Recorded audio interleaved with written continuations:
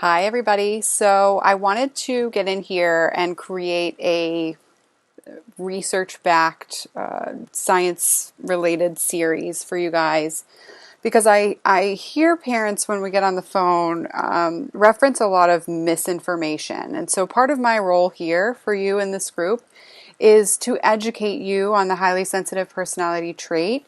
And what I think is really important for you, especially before we get on the phone, but for lots of parents who are trying to see what is going to work most effectively or efficiently in parenting their child and eliminating daily meltdowns, is to be very clear why certain approaches don't work compared to others. So one of the things that we're going to talk about today is the reason why your parenting strategy, your approach to parenting your child, matters more than whether or not your child can use their coping skills or what coping skills you teach your child. Now, this plays into a very significant level of importance for your family, because oftentimes what I hear parents say is that when they try to figure out what's going to work, what's going to help eliminate daily meltdowns, is that they're trying to weigh the options between seeking local mental health support or working with an expert, coach or parent, another parent support, working with a psychiatrist who might prescribe medication. You have options, and it's also true that those options are going to lead you down different paths based on the person's specialty and their personal experience and their expertise in getting this result for your family. So if you are a parent who is experiencing and whose highly sensitive child is experiencing daily meltdowns, then this video is for you, because you really need to understand that your parenting approach is much more important than whether or not your child knows a lot of coping skills. And at this current moment, in terms of setting the foundation for building what needs to happen in order to eliminate daily meltdowns. I'm not saying your kid doesn't need to develop coping skills, but what I'm talking about here is that there's an order and a strategy and a strategic way of teaching those coping skills that most people are not very clear on. So I want to get into what that means. Most parents, when you start to struggle, you start to think about talking to your pediatrician, talking to other parents, seeing what's worked for them. You might address dietary changes. You might address extracurricular changes. You might talk to the school counselor, see if the workload at school is impacting your child's behavior. And then at some point, you might consider working with a professional in the realm of emotional regulation or emotional management or parenting. So what that means is that you might consider taking your kid to see a therapist, or working with a family therapist, or working with a psychiatrist for your child, or having the pediatrician prescribe medication for your child.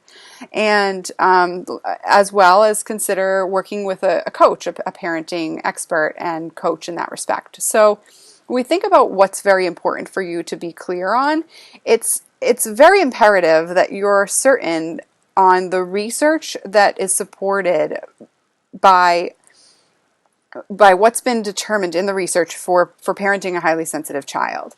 I want to talk about the concept of differential susceptibility today. And I just have a few minutes today in terms of this science lesson, so bear with me. We will keep it efficient and as most layman's terms as I can. And it's also true that I know that many of you have analytical minds. You may or may not be highly sensitive yourself. You might be in the medical field yourself, or an educator yourself. And so if that's you, this might very well hit home for you in terms of trying to put some puzzle pieces together. Differential susceptibility is the concept that some people are more malleable to their environment. So what does that mean? It means that some people are more impacted by their environment, for better or for worse, than others. So yeah, when we put that two and two together, you can see how your highly sensitive child is more impacted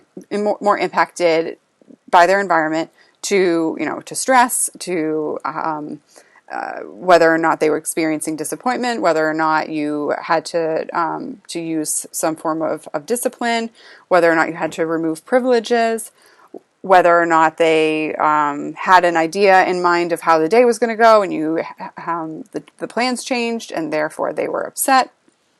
What we're getting at here is understanding that a highly sensitive person, especially, I coach here in terms of parents of highly sensitive children, your highly sensitive child is more susceptible to differentiations, to differences in their environment. So what that means is the way that you parent is more important to change and to transfer and to transition than to teach your child coping skills as a first line of action, as a foundation in changing and moving out of daily meltdowns for your family. So, if your child is experiencing regular meltdowns, regular irritability, regular outbursts to the point where you're experiencing them every day, every other day, and you are trying to teach your child deep breaths, or you're taking them to an individual therapist who's trying to do the same thing, or you're working with a professional who's saying you're doing all the things, or you're trying to prescribe medication, work with a professional who's prescribing medication, then what you're doing is you're working from your child's insides and trying to help them handle their outsides, the environment. But what the research demonstrates is that that approach doesn't work. Doesn't work. There's no way to say it in plain language more than that. It's not going to work because your child is more susceptible to the environment than they are to their own internal skills. So you can teach your kid deep breathing and blowing bubbles and looking at the sky and pretending that things are great and practicing gratitude all you want. But if your child does not live in an environment that supports their ability to be highly sensitive in a way that makes them feel calm, cool, collected, then your efforts are futile. This is not something you're going to learn if you're not working with an expert in this field. Therapists are not trained this in grad school. Psychiatrists are trained to work from the brain and the body chemistry out. And what we know and what I know in my expertise in working with this and doing this for 10 years and seeing families make rapid change quickly, we actually change the body chemistry, the way that your child's brain functions and how long they hold on to a negative emotion. There are chemical reactions going on in the body and in the brain when you're experiencing a negative emotion. Those chemical reactions perpetuate consistently if your child is not enveloped by an environment that supports their change and development. So what that means is when we change the environment, your child's brain changes. Your brain changes because you're learning new things, and your child's brain changes. What you're not going to learn from people who don't know what they're doing in parenting a highly sensitive child is that your work, changing how you relate to your child, changing how you shift things, building the foundation from that perspective of you as a parent, you're not going to learn that from somebody who's typically trained to work with the person who's having the problems. In the medical field, we call this the identified patient. And that's relevant for, whether, even if you're working with a family therapist, there's still an identified person who needs to solve the problem and who has problems that need to be solved. And it's still not calculated in a sense of working from understanding that your parenting needs to change drastically before you teach coping skills. So instead, if you're working with a family therapist, they might teach the whole family coping skills.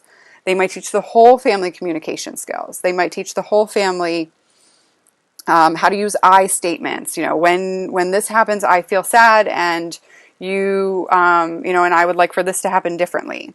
That's advocacy. Your child is not going to learn how to advocate for themselves clearly if you don't know how to develop a household that supports them in managing their emotions and expressing their emotions clearly and succinctly and a safe and an effective way. That has to start from just you first. And you can't do that when your child's in the room because you can't talk about it. It's shame-inducing and shame-based in in family therapy setting. It's also really, really tough to teach a parent in a therapy room these strategies with their child there. And it's also very difficult. It took me 6 years to figure this out and 8 years to strategize it, how to do it in a way that actually makes sense so that a parent can systematically do this again and again. So it's not something that we learn in grad school. It's not something we learn in medical school. You know, for my colleagues in the medical field, it's not something that most parenting experts are going to teach you either, because the accountability and support that's required to change how you parent, you've had yourself for 30 years, 40 years. It's not something that you can just read a book about and fix. You need systematic support. And so, with that said, most people going to seek support from a professional whose child is struggling, the focus is going to be on the child. And because of what the research demonstrates for parents, for highly sensitive children, flies in the face of that. It's very important that you work with an expert in this particular personality trait, and someone who knows how to prevent developing mental health disorders, or how to eliminate mental health disordered behavior or a mental health issue in a child, so that you don't perpetuate problems that someone else is going to miss and just diagnose the mental health issue, or just solve the current problem or crisis at hand. So it's very important that you're clear on what differential susceptibility means. And, you know, I know some of you are joining live. Go ahead and say hi, hashtag replay if you're catching this on the replay. Ask questions, okay? I have to hop off. I have a call with one of you lovely parents in just a minute. But I did want to pop in here, and I'll be speaking more about the research and what this means for your family, and how it requires you to change your perspective on what needs to be addressed first in supporting your family towards eliminating daily meltdowns. Thanks, and have a good day.